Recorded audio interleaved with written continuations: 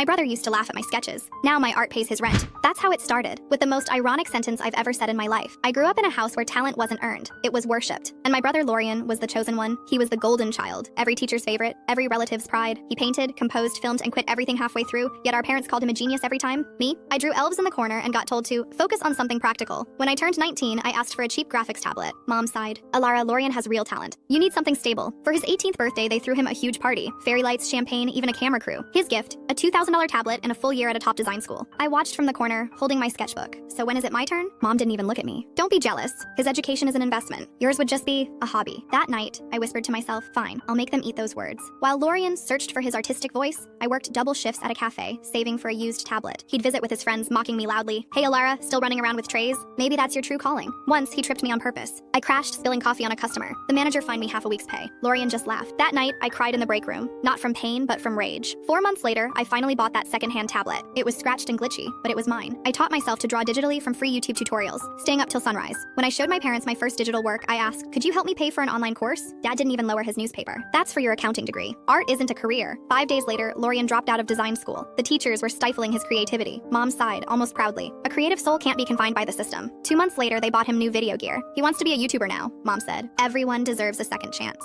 Everyone except me. While Lorian filmed cinematic vlogs about self-discovery, I worked, studied anatomy, and took tiny freelance commissions, $20 for an avatar, $50 for a banner. Every client felt like proof that I was building something real. Within a year, I quit the cafe. Lorian was begging our parents for ad money because the algorithm hates real artists. By 25, I'd founded a small animation studio. By 30, I had offices in 3 cities. People called me the girl who paints dreams. Then one evening, my doorbell rang. Lorian stood there, thinner, bitter, eyes full of envy. Wow, Ilara, he said, stepping inside. This place is amazing. You've done so well. He touched everything. My awards, my furniture, my doormat. So listen, you've got your studio. Maybe you could hire me? Creative director, maybe? I blinked. Hire you? Based on what? He smirked. Come on, family helps family. You wouldn't leave your brother struggling, would you? I laughed. Like how you helped me when I was working 16-hour days for a tablet? He frowned. You're doing great. Share the success. Then he called Mom, on speaker. Mom, Alara won't give me a job. Mom's voice came sharp and familiar. Alara, is that true? He's your brother. He needs help. I took a breath. I built this myself, Mom. He doesn't even understand what we do. She's being greedy, he shouted. Funny, I said softly. That's what you all said when I just wanted a chance. Silence. Finally, Mom sighed. That's different, Alara. How? I asked. No one answered. Then I smiled. You know what? You're right. I should help you. Lorian's eyes lit up. Finally, so when do I start? I pulled out my phone and sent him a message. There. It's a link to the same free beginner's course I started with, and a few sites where you can find $5 commissions. You can start there. He stared at me, speechless. This isn't funny. It wasn't funny when you tripped me at that cafe, I said quietly. Now it's your turn to earn it. He left without a word. That night, I stood in my studio, surrounded by screens, light, and quiet hums of creation. For the first time, I didn't feel anger, just peace, because I'd learned something. You can't teach humility to someone who's been handed everything, but you can let life do it for you. And when the golden child finally falls, the silence is beautiful. And when the golden child finally falls, the sound is deafening.